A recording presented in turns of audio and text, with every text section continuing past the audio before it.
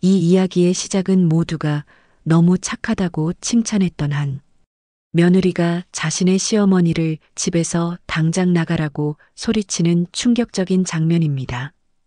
과연 이 가족에게는 무슨 일이 있었던 걸까요? 아파트 14층 복도는 형광등 불빛 아래 을씨년스럽게 비어 있었다. 쾅! 1404호 현관문이 거칠게 닫혔다. 정미영은 벽에 등을 기대고 서서 가슴이 터질 듯 뛰는 심장을 달래려 했다. 손에 든 핸드백이 바들바들 떨리고 있었다. 이 집에서 나가세요. 방금 전 며느리 소연이 외쳤던 그 말이 귓가에 맴돌았다. 62년을 살아오면서 이런 말을 들어본 적이 있었던가. 문 너머로 소연의 목소리가 들려왔다. 더 이상 참을 수 없어요. 제발 저희를 놔두세요. 정미영의 눈에서 뜨거운 눈물이 흘러내렸다. 분노와 절망, 그리고 어떤 서글픔이 뒤섞인 눈물이었다. 그녀는 떨리는 목소리로 중얼거렸다. 내가 뭘 그렇게 잘못했다고. 다 너희를 위한 일이었는데. 복도 끝에서 이웃집 문이 살짝 열렸다가 다시 닫혔다. 아마 싸움 소리를 들었을 것이다.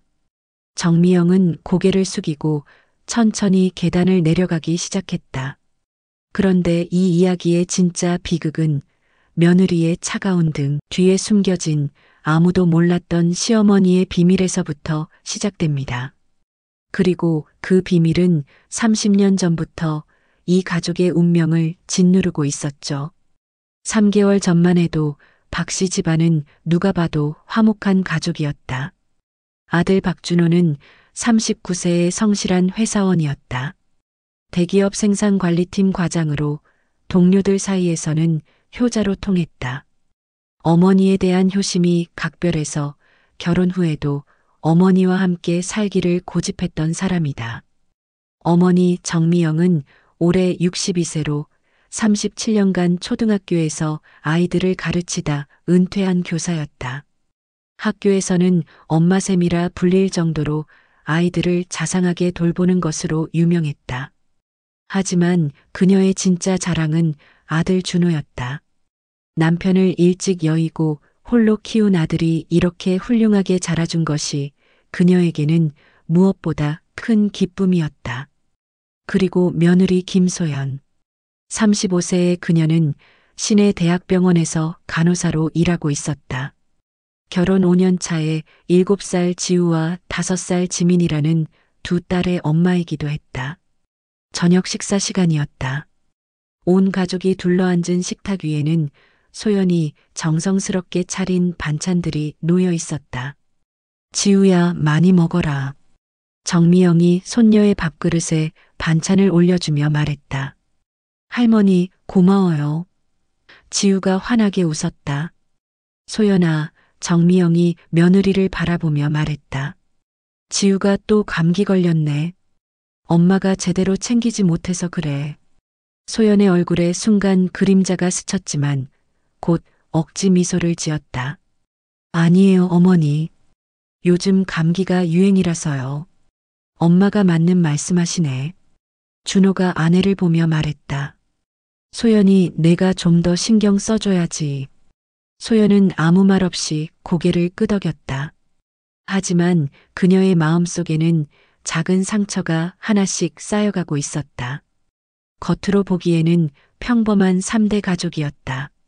하지만 이미 이 집안에는 보이지 않는 균열이 시작되고 있었다.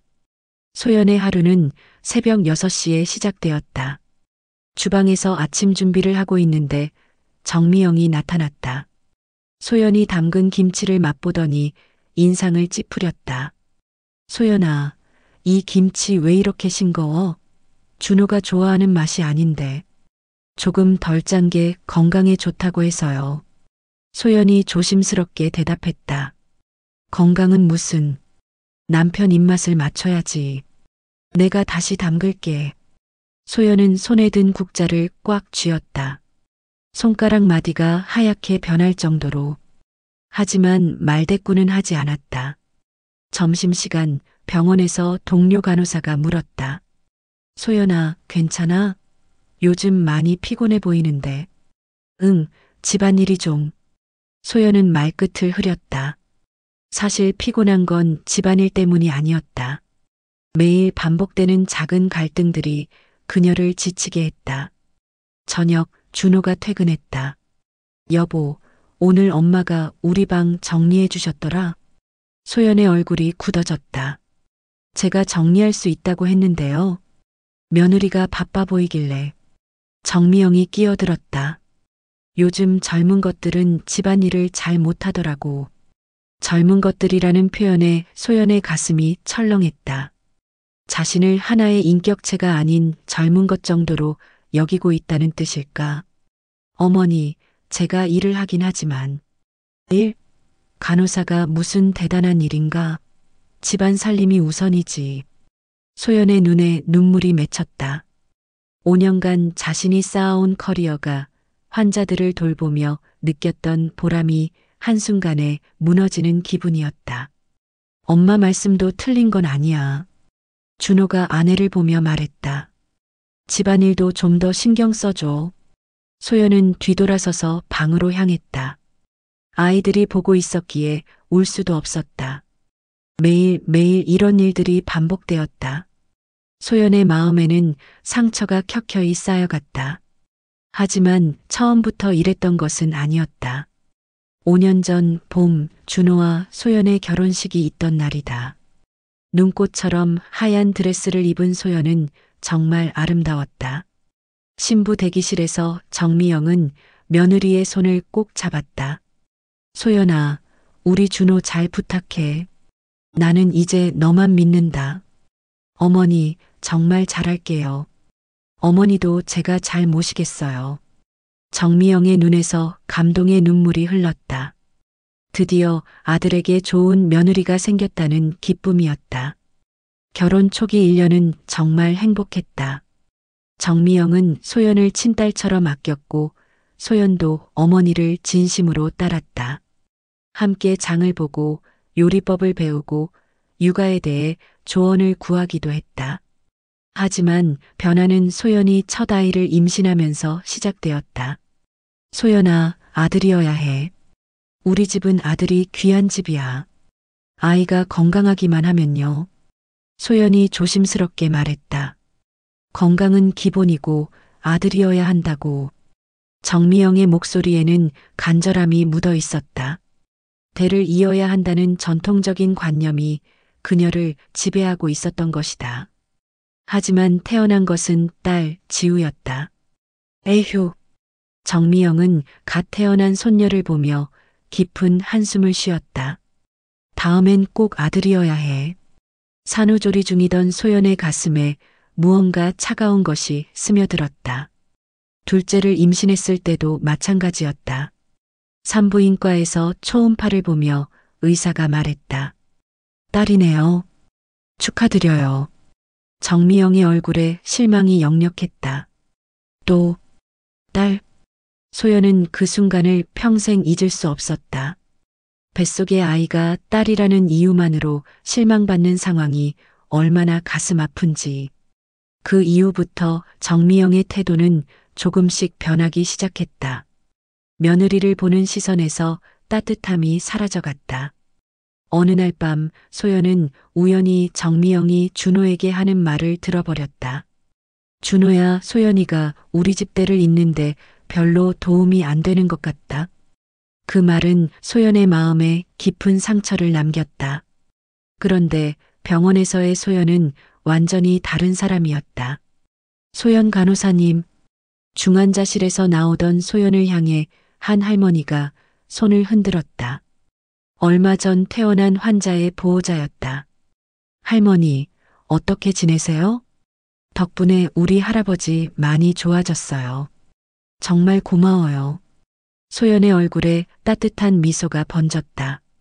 집에서는 좀처럼 볼 수 없는 편안한 표정이었다. 동료 간호사 미경이 다가왔다. 소연아, 너 정말 대단해. 환자들이 얼마나 좋아하는지 몰라. 별거 아니야.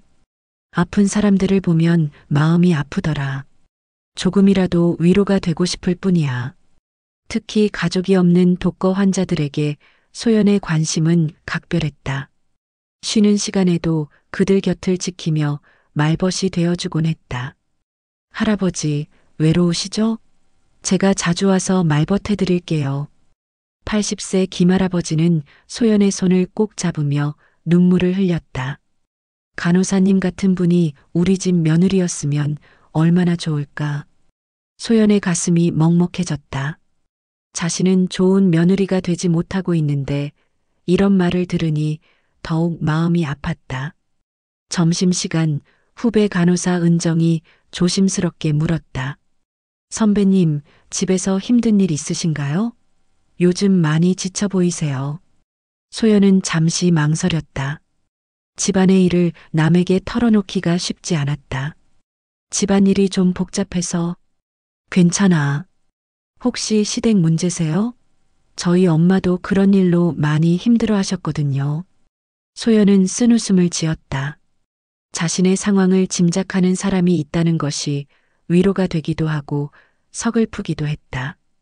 퇴근길 집 앞 아파트 단지에 도착한 소연은 항상 깊은 한숨을 쉬었다. 병원에서는 환자들에게 희망을 주는 천사였지만 집에 들어가면 다시 작아져야 하는 자신이 한심스러웠다. 집 현관문 앞에서 소연은 잠시 망설였다. 오늘은 또 어떤 일이 기다리고 있을까? 이 상황을 바라보는 시선들은 제각각이었다. 아파트 단지에서 정미영을 오래 알고 지낸 이웃들의 이야기부터 들어보자. 경로당에서 만난 박 할머니가 말했다. 정미영 선생님은 정말 좋은 분이야. 교직에 계실 때도 우리 손자를 얼마나 잘 봐주셨는지 몰라. 학부모들 사이에서도 소문난 선생님이었어. 또 다른 이웃인 김아주머니도 고개를 끄덕였다. 맞아. 그런데 며느리가 좀 차가운 것 같아. 인사도 대충대충 하고 뭔가 예의가 없다고 할까. 시어머니를 좀 더 잘 모셔야 하는 거 아닌가. 반면 준호의 직장 동료들은 다른 이야기를 했다. 회사 동기인 강 대리가 말했다. 준호는 정말 효자야. 결혼할 때도 신부가 따로 살자고 했는데 어머니와 함께 살겠다고 고집했거든. 가족을 위해서라면 뭐든지 하는 사람이지. 하지만 같은 팀 후배 직원은 다른 것을 보았다. 과장님이 요즘 많이 힘들어 보여요.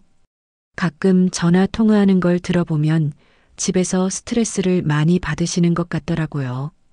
부인과 어머니 사이에서 고생하시는 것 같아요. 소연의 직장에서는 또 다른 평가가 나왔다. 수간호사가 말했다. 소연 간호사는 정말 모범적이에요. 환자들을 진심으로 돌보는 마음이 남달라요. 특히 혼자 계신 어르신 환자들에게는 정말 각별하죠. 동료 간호사 수진이 덧붙였다. 하지만 요즘 많이 우울해 보여요. 예전에는 항상 밝았는데 올해 들어서는 웃는 일이 줄었어요. 가정에 무슨 문제가 있는 건 아닌지 걱정이에요. 가장 마음 아픈 것은 아이들 담임 선생님의 말이었다. 지우의 담임인 이 선생님이 조심스럽게 말했다. 지우, 지민이는 정말 착한 아이들이에요. 그런데 최근에 지우가 엄마가 할머니 때문에 자주 울어요라고 말한 적이 있어서 혹시 가정에 문제가 있는 건 아닌지 걱정이 되더라고요. 같은 상황을 바라보는 서로 다른 시선들. 정미영은 좋은 시어머니이고 소연은 차가운 며느리라는 시각과 소연은 훌륭한 간호사이고 집에서 힘들어한다는 시각이 공존했다. 과연 누구의 말이 진실에 가까운 것일까? 아니면 모두가 각자의 관점에서 본 진실인 것일까? 진실을 밝힐 시간이다. 그리고 그들 각자가 간직한 아픈 비밀들을, 이 모든 것을 파국으로 이끈 결정적인 사건이 발생했다. 저녁 식사 시간. 오랜만에 준호의 눈안의 가족이 모두 모였다. 식탁 위는 웃음소리로 가득했다. 할머니, 나 할머니처럼 예쁜 딸 될래요. 지우가 해맑게 웃으며 말했다. 정미영은 손녀를 보며 따뜻하게 웃었다. 우리 지우가 할머니처럼 예쁜 딸 되려면, 우리 지우가 아들로 태어났으면 할머니가 더 좋았을 텐데. 그 말이 끝나자마자 식탁 위에 모든 웃음소리가 사라졌다. 소연의 표정이 차갑게 굳어졌다. 준호가 당황하며 소연의 눈치를 살폈다. 엄마, 지우랑 지민이가 있는데 무슨 그런 말을 해요. 준호의 목소리가 단호했다. 정미영은 아무렇지 않은 듯 다시 웃었다. 이 녀석은 농담도 못하게 하네. 소연아, 요즘 병원에서 아들 낳게 해주는 시술도 있다는데 준호랑 한번 알아볼래? 우리 집은 아들이 귀해서 준호도 힘들어 하잖아. 소연은 핏기 없는 얼굴로 자리에서 일어났다. 더 이상 참을 수 없었다. 어머니, 죄송하지만 더 이상은 못 참겠습니다. 이 집에서 나가주세요. 정미영의 얼굴에서 웃음기가 사라졌다. 그녀의 눈이 분노로 이글거렸다. 내가 못 들을 소리를 들었구나.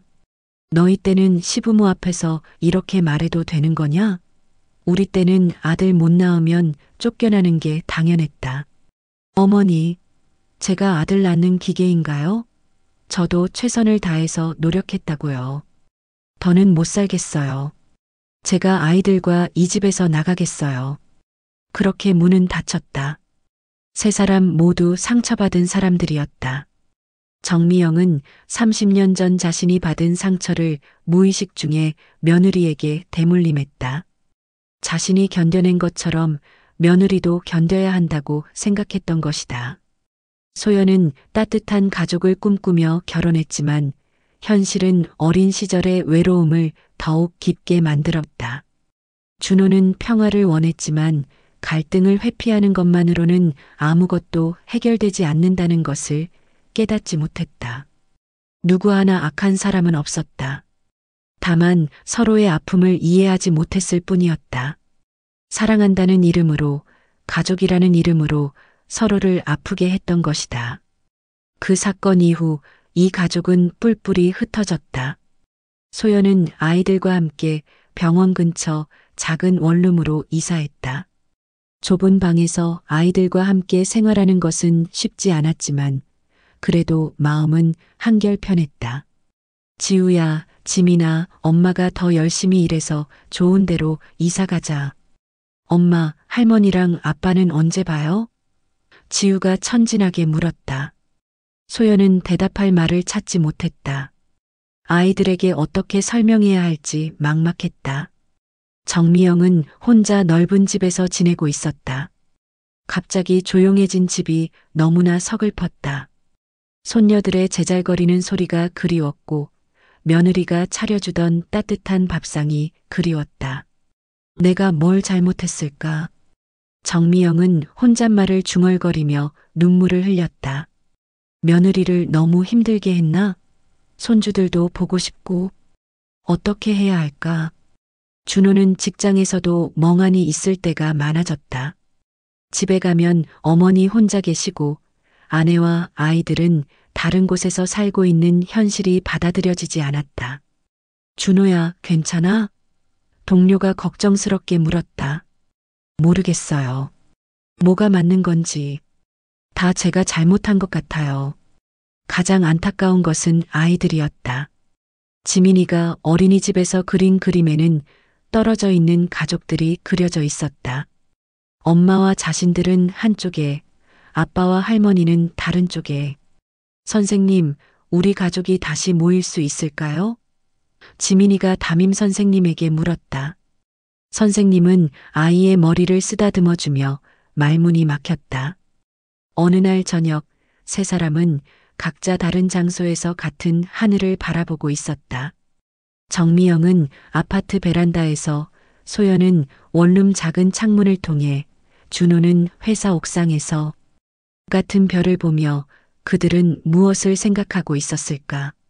상처받은 사람들이 서로를 더 아프게 했다. 사랑한다는 이름으로, 가족이라는 이름으로 서로를 이해하려 하지 않고 자신의 아픔만을 주장했던 결과였다. 하지만 모든 것이 끝난 것은 아니었다. 멀리서나마 들리는 아이들의 웃음소리가 그들에게는 희망이었다. 언젠가는 이 상처도 아물고 진정한 화해의 순간이 올 수 있을까? 과연 이 가족은 다시 하나가 될 수 있을까? 서로의 아픔을 이해하고 진심으로 용서할 수 있을까?